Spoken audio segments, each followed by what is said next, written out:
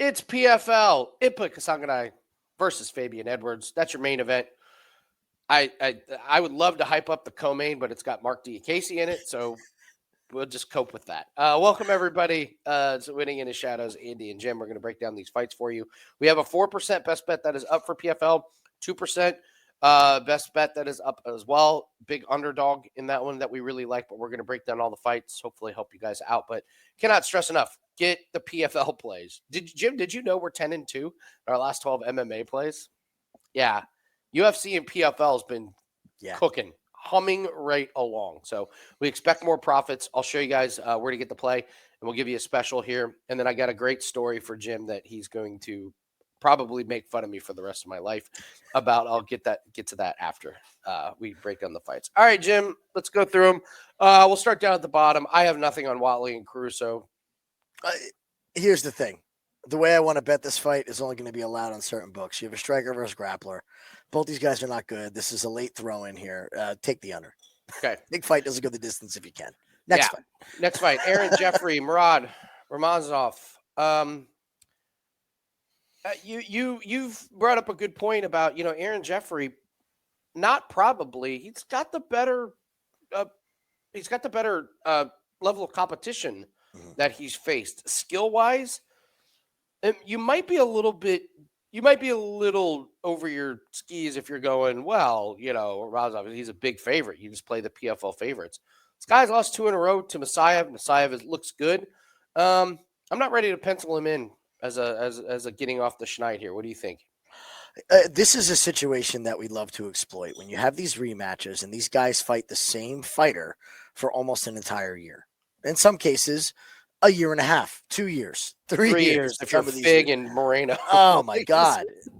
It's very hard to shift gears when you're preparing for somebody twice and then have to go to a completely different style, body type, build, everything, aggression level. I mean, you can go on and on and on. And outside of Shamil Musayev, I have huge questions about this guy's level of competition. Absolutely massive questions. Staropoli is washed. He was washed then. So, what? Okay, great. Then we're dealing with a no contest in one. Now we're back. And again, we're in one championship. What's the level of competition in one? I haven't seen any of those guys from one hit any other division and start making noise. I don't know anything about them. In the meantime, you have Aaron Jeffrey, who, albeit it being Bellator, has fought a much better level of competition, going back to Contender Series, where he was trying to get into the UFC. He fights Kyle Barallo. That's amazing. Kyle Barallo destroys Ramazanov, okay? And Jeffrey, the thing is he fights close, and I understand why people can be down on him. He can make some bonehead moves. He's going to be taller. He's got the better level of competition. He's got the better striking. I think that he might have the better gas tank, depending where this fight takes place. So I am not ready for this Ramazanov to be anointed the next dominant Russian by any means. I think this is a very stiff test in the first round here. And let's face facts. Jeffrey is a big addition to this division. If you're asking me, if I'm the PFL, who do I want to win? I'll take Aaron Jeffrey. I'll take the Canadian MMA scene from a marketing perspective than Russia. We have plenty of Russians. So I'm curious to why this is the matchup made. I like the dog shot on Aaron Jeffrey to start the night. Love it. Moving on to Brent Primus and Venetia Sensei. If you guys could, just please hit the like button. It really, really helps us out. Leaving comments on a PFL video, I've kind of given up on because it's just hard to leave comments in PFL. But just say hi, put something in the comments. And if you haven't subscribed to the YouTube channel, make sure you go and do that. It just really, really helps us out. All right, let's talk about Primus and Venetia Sensei. Listen, this is one of my all-time favorite photos of profile picture. You're telling on yourself. With that, listen, if Primus doesn't gas, I think he walks this guy for 3 rounds. What do you think? I agree. Primus, veteran, been around a long time. Power grappler is the way I would describe him. Submission game has definitely made huge advances throughout his career.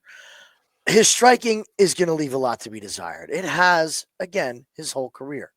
But the guy is a machine when it comes to grappling. Extremely physically strong. He is not your average 40-year-old. Okay, he is an absolute physical freak.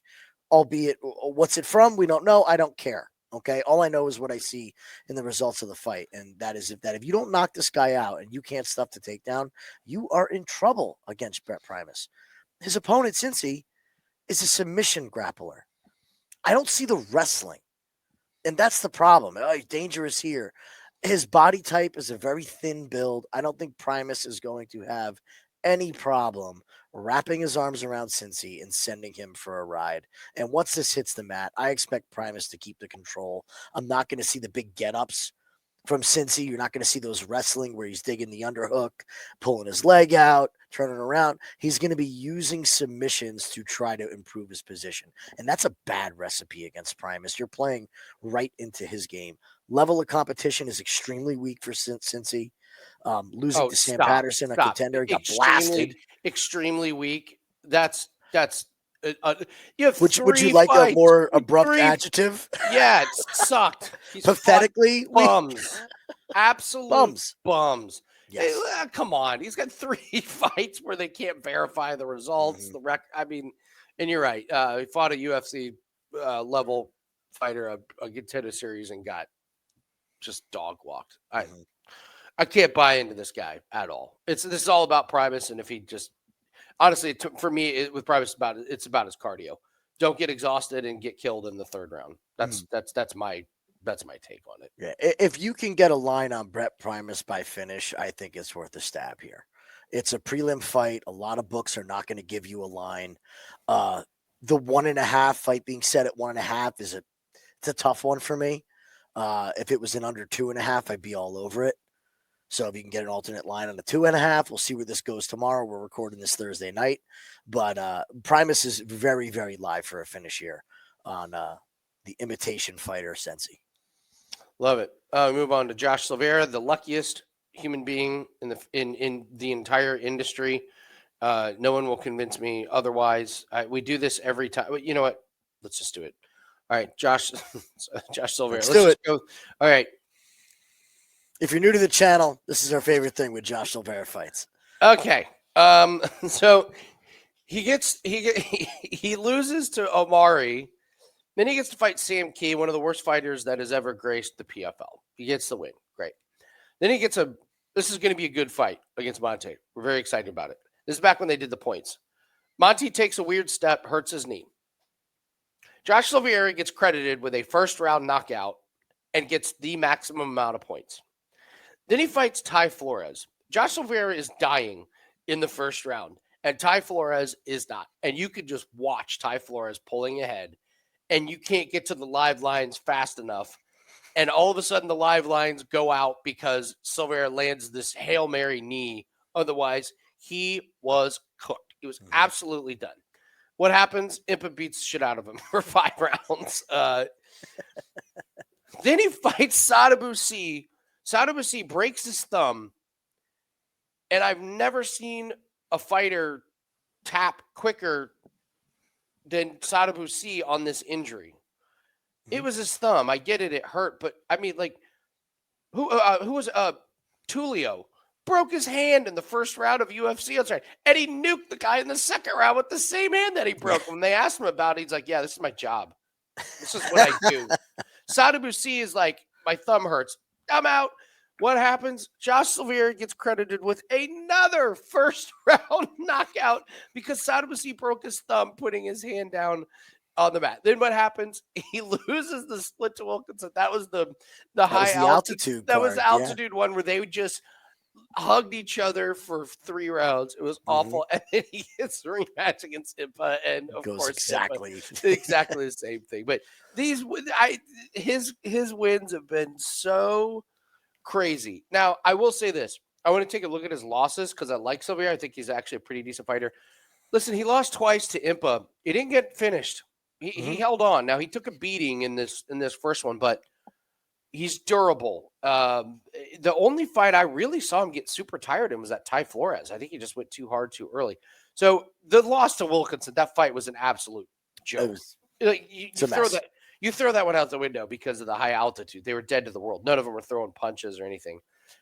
And then losing twice to Impa, I don't know, man. I don't think I hold those too much against him, especially when he's fighting Mike Shipman. So that's the Josh Silveira. Jim, I'll let you break this down from a little bit more technical standpoint. But I will just tell you, my grandfather always told me, you're better to be lucky than you are to be good. Josh Silveira has been very lucky. He's done what he's had to do. I'll leave it at that. He's done it. We've made money on it. We've lost money on it. It is what it is. Josh comes from a very good pedigree. You're going to hear everybody talk about his father, Conan Silveira, and it's a great team. American Top Team's a great place to be. This move down from light heavyweight to middleweight is massive for Josh Silveira. I think this could be a turning point in his career. Now, I don't think the skill's going to come with it, but this move is going to force Josh to have good cardio. We were dying. I know PFL does such a great job marketing their fighters. You can't find anything about these guys for the 3 months leading up to the fight, but all of a sudden 2 days before, you can see a training video or something. Josh made this weight cut the right way. He is in the best shape that he has ever looked. It didn't look like he just was like, I'm not going to eat as much and I'll just come in flabby. He looks shredded for Josh Silveira. I think his cardio is going to be much improved. And if that's the case, I trust him to implement that Josh Silveira boring, lean up against the cage, grapple, pitter-patter game plan for 3 rounds. So he draws Mike Shipman. Mike Shipman seems to be the big public hype train this weekend. There's another guy we're going to talk about later that's the big public hype train. And I just cannot get behind this guy. If you go back and watch his fights, first of all, Charlie Ward, you're going to see Charlie Ward's name all over this card. Okay. And this is not Charlie Ward from the New York Knicks back in the 90s. Florida State Seminole. Okay, Charlie Ward. Former quarterback, basketball player Charlie Ward. This is old man retiring Charlie Ward that was fighting in Bellator that they were just throwing at people before his career ended. It's just not a great level of competition. And he hasn't made anything look easy. Now, his last fight was I forget the guy's name, Al Hassan, right? Not Hill, the one before. Abdul Bassett. I went back and watched this fight. Abdul Bassett was a pure wrestler. Stephen Hill was a wrestler. Okay, Abdul Bassett. Look at Bassett's big. Exactly, that's in a win. You got to respect the grind on that one. That's in a win. That's what's the other guy look like with his eyes swollen yeah. shut. Yeah. So he fights Shipman, and all he has is wrestling. Shipman comes out, catches him with a shot, first beginning seconds of the round, and gets on top of him. Here's the real alarming part for me. Shipman dominated this fight against a very, very poor opponent. And right before he finishes him in the second round, he is breathing heavy already when he was doing the wrestling. So my handicap for this is this. Silveira has a brick head. Mike Shipman's not going to spark him with the first punch that he throws in a round. No way. And if Josh gets the clinch wrestling going, I do not see Shipman's cardio holding out for 15 minutes. I think this goes to decision. It's going to be Josh Silveira by split. I'm sure there'll be one judge that has it 30-27 Shipman. All right. But I think Josh's cardio and this move down to this weight class does wonders for him. He was such a small light heavyweight. This is his weight class. He hasn't fought here in a while, but we should see big improvements from Josh. That's what I'm banking on. I like it. We move on to Clay Collard and Alfie Davis in the main event. Real quick, though, did want to tell you guys, we talked about our 4% PFL, best bet that's up. We attached another play to it, and totals literally just came out before we started recording the show. So we will probably have another few plays. There's nobody better on the planet that handicaps PFL than Jim. The only person that's in the same ballpark, and actually, is 1B, Ian Parker. That's our boy. I got the A now. Yes. Yeah. You're the 1A, bro. We love it. You just are like. Yeah, your reads are great. Your goal was to hit 70% for this year on PFL. Think about that. That's your goal, 70%. The best handicappers on the planet hit 60%. Jim's going for 70%. And not only that, like Jim and I worked together on these at a 10-2 MMA run. #1 MMA handicapper in 2025, and I am so proud of the handicapping that we've done in this one. We've avoided some absolute bombs that have killed everybody.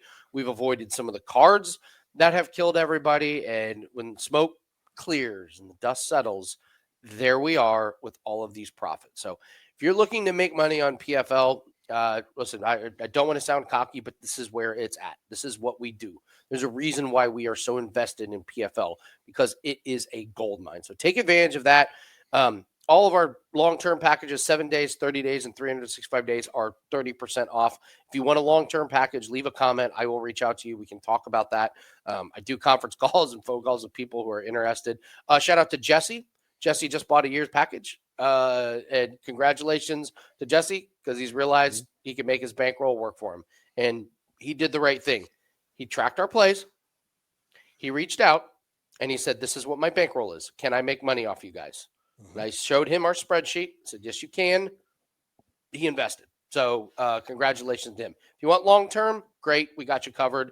We're up 90 units 2 years ago, 127 units. This is going to sound like laughable. We're already up 91 units in 2025, and it's tax day. Like, so take that for what it's worth. Jim, I got to tell you, I love what Crackman says. Do you hear what Crackman said? Because the term professional bettor, how do you determine what's a professional bettor? Okay. It's a tough question. Okay. This is how he determines it. And I love it. And I'm not going to steal it from him, because people steal shit from us all the time. And I'm not going to be that guy.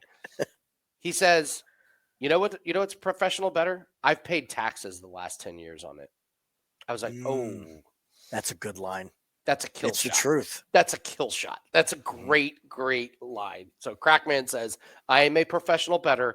I pay taxes on my betting. So take advantage of that, guys. 4% PFL. I don't know if we're going to be doing a live show.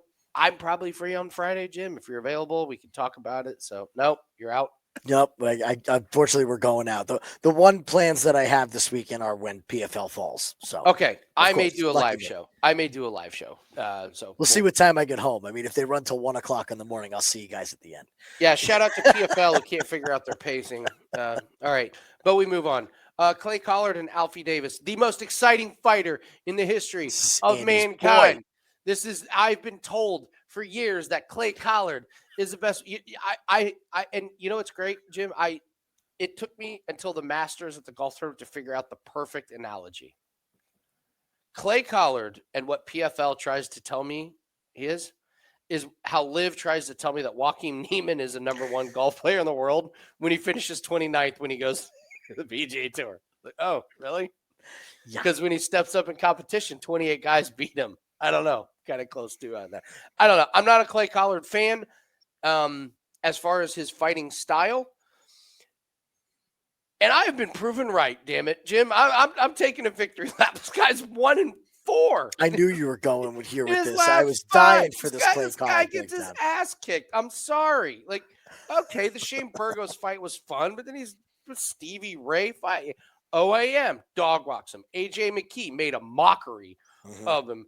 Pitbull, I don't know what was that, hurt Pitbull or like what were we getting? I don't know. I'm out on Clay Collard, but you and I both know, and the line suggests it's -400 to go over.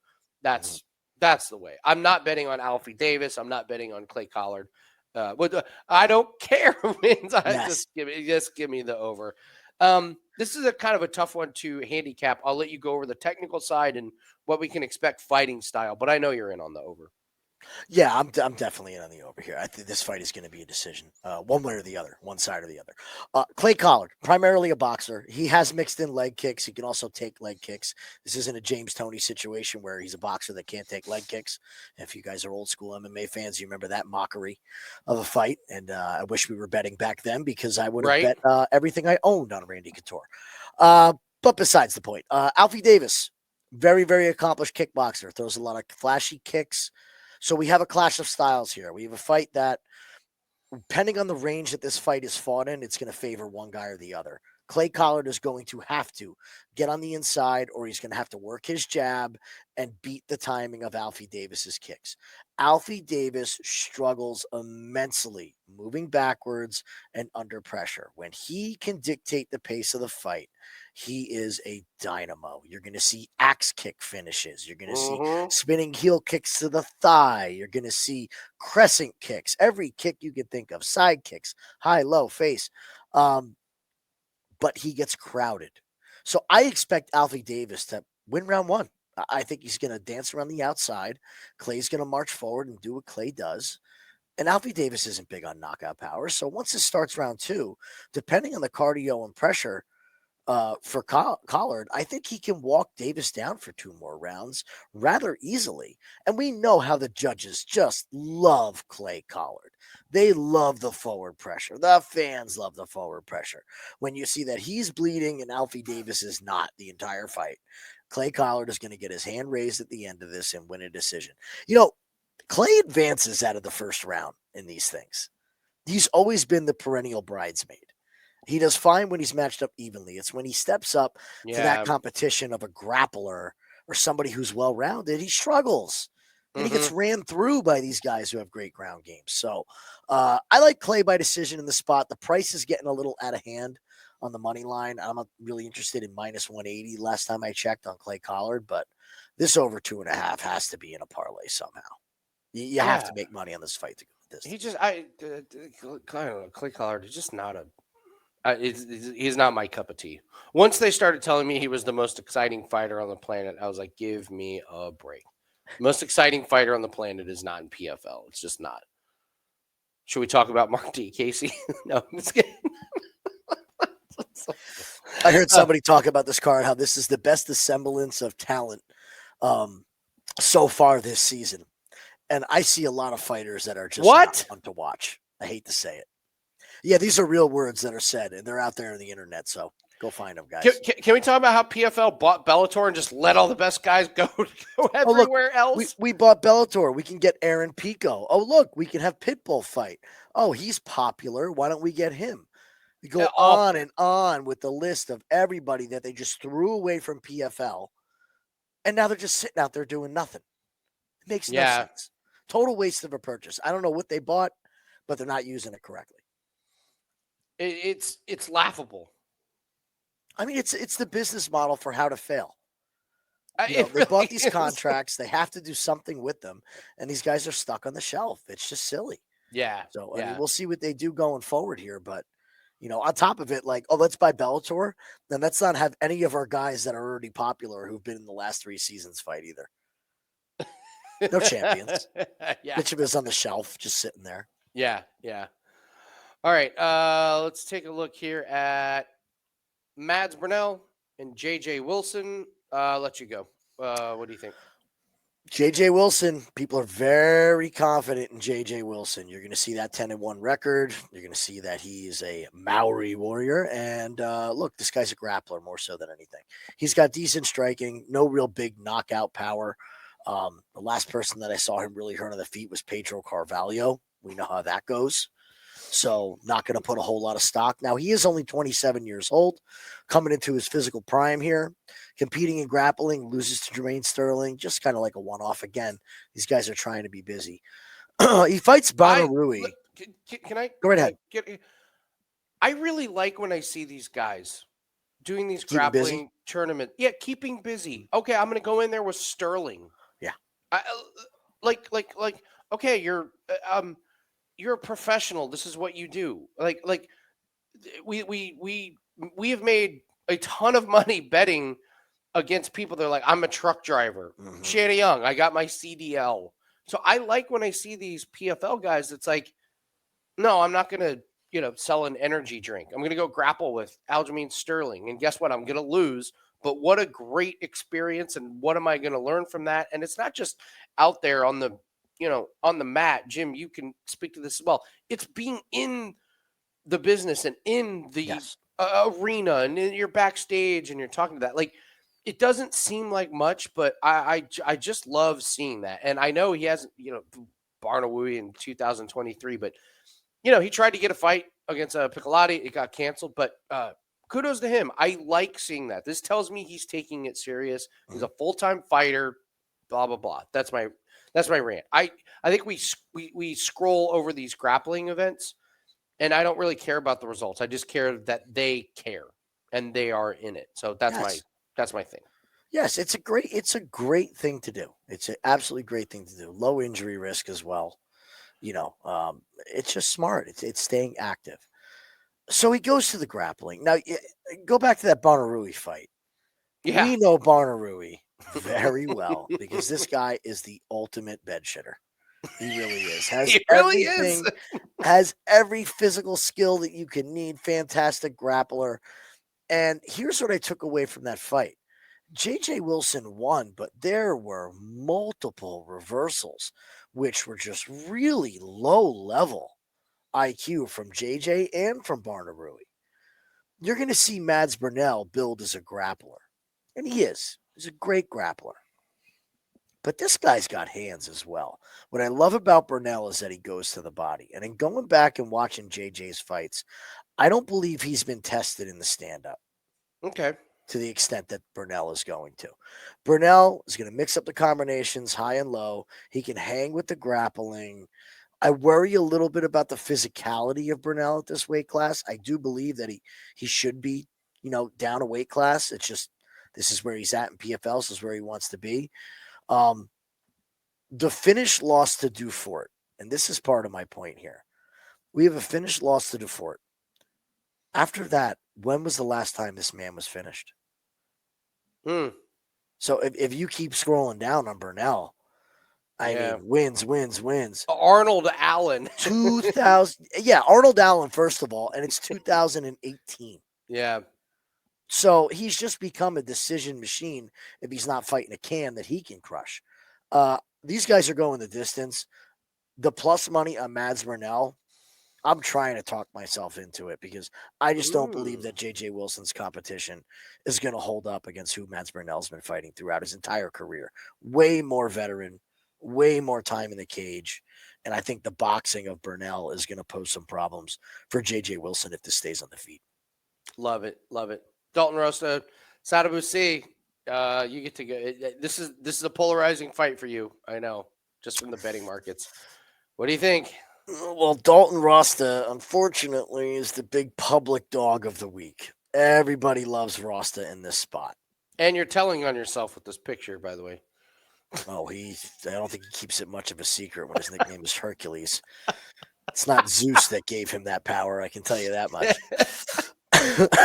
So come on, who has abs? Who has a midsection like this, Jim? It's just the lighting, Andy. It's just the lighting. Oh, is it? It's just the lighting. That's a Photoshop that I don't think I could even. They never have anybody's back in the pictures, right? Because there's too much Photoshop to clean that up. Red dots on the back. Yeah. You ain't cheating. You're not trying, guys. So, 29 years old, Hercules Rosta. Watched him since his debut. Know a lot about the guy, and I think he's just kind of been the same fighter. I don't see the massive improvements. What I'm terrified about for everybody that wants to back Rosta in this spot is his cardio. He gets this fight against Norbert Novenli Jr., who I think the world of. Mm-hmm. And if that fight was a 5-round fight, Dalton Rosta ain't making it through the 4th. That's how tired he was. He was gassed. And Novenli had plenty of gas left. That's after being wrestled. So Rosta gasses himself out offensively wrestling, not even defensively wrestling in this point. Yeah. The thing with C is his wife is due any day with a baby. Like this fight, he says he's going to fight no matter what. But she could literally be going into labor tomorrow at this point. So we don't know what's going to happen with that, which has kept me off of placing a bet here. I went back and watched the thumb injury. Boy, that takedown that Josh Silveira hit. Yeah. I think I could have taken C down with that takedown. I think my toddler could have taken. He fell over like a ton of bricks. Rosta is going to have a real good chance to get this fight done and over with in the first 2 rounds. The 3rd round absolutely terrifies me because if he doesn't and C is standing and not as tired, Rasta is going to be a sitting duck with Sadabusi at range. So he could pull guard. We'll see. I am going to side with Dalton Rasta, but I am not betting this fight right yet. I fair need to enough. know what is going on with Sadabusi tomorrow, and I need to see what they rehydrate to. Sadabu still looked huge at Yeah, face-offs, huge. So, he's massive. 40 years old, big. already won the million, got a Yeah. baby on the way. I know it's all pointing that way, but that cardio roster really worries me in this spot. All right, Godzi, bottom off, Mark D. Casey. I am so out. I'm so Sorry. out Oh, on Mark D. Casey. I mean, he went to decision against Tim Wild, but just we made money on that fight. I know. It's just D. Casey. It's over. He Yeah. doesn't strike that great. He does this wrestling that sometimes works. His fight IQ is one of the worst in any promotion. Mhm. For a guy that has the skills that he has, like he should just be way better than that. But then again, you got a UFC fighter coming over to PFL, and that's kind of the interesting take here. It's like, do you make the case that Rabadanov, who's fought Brett Price, Dufort, Elvin Espinosa, someone like, how is winning those fights compared to Mark Diakase falling apart against, Joel Alvarez and getting nuked and, losing to Michael Johnson in a fight that he threw away that he that was the one where everybody in the entire world was like, Mark, you lost. And he was stunned that the judges didn't That's give it to right. him. He was just like, what? That's Even right. his corner was like, Mark, you lost. So I don't know. This is kind of interesting here. What do you think? I'm not. Look, Mark Diakase is not a hyped up prospect sign from UFC. No, he is not. In case you guys forget, he was just let go. This wasn't like we're gonna go steal the guy. Dana White's like, dude, you're boring. Nobody likes watching you fight. Yeah. You're out. You're out. I think Mark's over the hill, man. He fights a very risk adverse style now. You're not going to see him exchange. You'll see him talk a big game. He'll make the mean faces at face-offs, but everybody knows what this guy wants to do. He wants to not take damage, and he wants to implement the wrestling. Well, this is a bad guy to try to do that against. I think Godzi is legit. First of all, this is something that we have to talk about with PFL. You need to identify the difference between the Russians and Khabib's Russians in PFL. You're going to see a lot of Russians. Preach. Yeah, this is so important. You want Khabib's Russians. Now, I know we had somebody drop the ball last week. Okay. That's the last one that I remember in the 4 or 5 years of doing this, with the tournament. Khabib's Russians destroy PFL. They destroy Bellator because they're training with the best to ever do it. Now, if you get the random Russian that's a kickboxer, you need to identify which one's which. I think Gadzi rolls in the spot, man. Diakase does not have the cardio to keep up the wrestling. On the feet, I give the edge to Gadzi as well. The feet, I don't think there's anywhere that he loses this. I mean, who's the last guy that Diakase hurt? Besides his knee pads, because he's wrestling. You hurt my feelings. Hurt my eyesight a couple times. I think Gadzi rolls, man. Gadzi rolls. Now, we've seen again, the Russians don't go for the finish in the first round. They just kind of go through their game plan and they stick to it. So unless Mark quits or makes a big mistake, it's Gadzi by decision. If he makes that mistake, he will dominate and finish him. Yeah. Yeah. All right. Once again, 4% PFL pick is up. It includes all of our plays, by the way. So 1 pack, you get all of our PFL plays. Number 1 in MMA profits. So Friday, I know we have a busy morning with golf plays. So if you want long-term packages, you're going to get all those plays. But Friday night is all about PFL. We're so proud of being number 1 at Wager Talking MMA handicapping. There's some damn good UFC and handicappers on the website. So to be number 1, we're really, really proud of that. So, all right, let's do the main event. Impa Kasanganay and Fabian Edwards. It's an Edwards fight. I'll just take the over. What do you think? Well, like I've said before, this is the most exciting card of the season, right? We get an Edwards in the main event. Listen, man, Mark Casey in the co-main and Fabian Edwards in the main event. It just, man, This could go PFL. to 2 a.m. This card. I might go to dinner, come back, and the main card will just be At starting. least they're starting it earlier than 9 p.m. Eastern, listen, like the last one. I think that's a very good reason why they're doing that, okay? Because they know it's going to go wrong this card. I don't understand PFL's theory, business plan. Maybe somebody will explain it to me. Maybe there'll be a 30 for 30 on it. But how did you get worse? PFL's gotten worse. Except that they have more assets at their disposal. They bought Bellator and they got worse. It's the most insane thing ever. Like I run a video production company, Jim. If I were to buy a competitor and my product got worse, people in the industry would be like, what is happening over there with Lang? Lang has lost his mind. He bought a company and he just like let his company. I don't know. Let's do our sales pitch real quick. PFL, look right into the camera table. We're available. Okay? We're here. We're available. Andy runs a production company. All right. I've got years experience in martial. I'll be your matchmaker.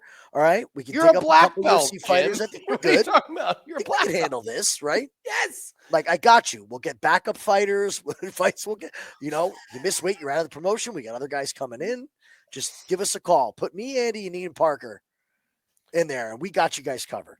Just please. We're always available. We're available. We're available. My weekends are open. Oh man, it's bad. All right, Impa and Fabian Edwards. What do you think? I want to say Impa.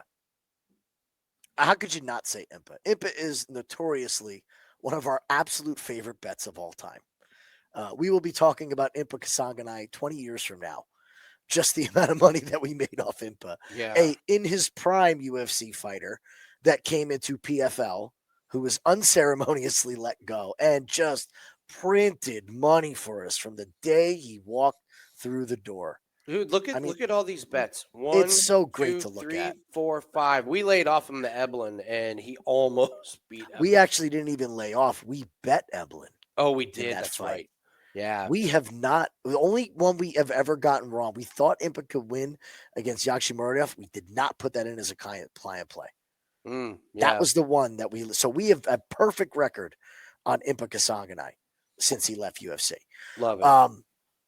I know it's an Edwards, and I know it's boring.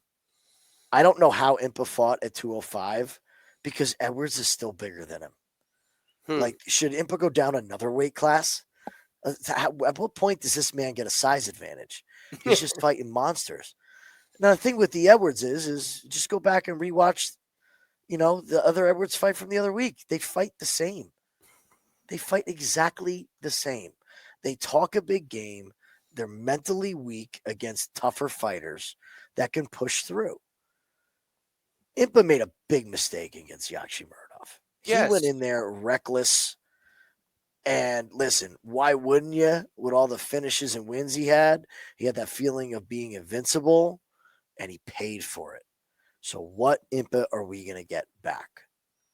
I think we're going to get the guy that beat up Josh Silveira for 5 rounds. We are, right? Yeah. I think he's going to feel Edwards' shots and say, that's not so bad. That's not as bad as getting hit by a 205er. That's 230 on fight day. So I like the number on Impa. Haven't gotten there just yet. I just think that he's got the option go to the wrestling as well. We've seen Impa use the wrestling.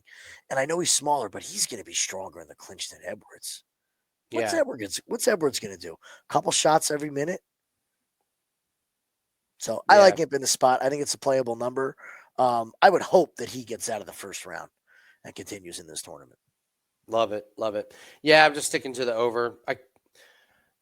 Edwards, as annoying as those fights are, like you bet on him and then they end up, winning. But I don't want to ruin the streak against that, but I'll just take the over on that one. So, all right, guys, that's good to do it for us. Thank you so much for tuning in. And make sure you go get the 4% pack that is up. It's got our best bet. We're going to have a couple more plays. One of them is already an underdog, big underdog. Quite honestly, that we think the line is just massively wrong on. So take advantage of that at wagertalkwt.buzz/AL. Don't forget to join our Discord if you haven't joined the Discord. And I'll probably be doing a live show tomorrow on the Winning in the Shadows YouTube channel. So it's going to do it for us. Jim, thank you as always. Good luck on everyone's place, and we will see everyone later. Good luck, guys.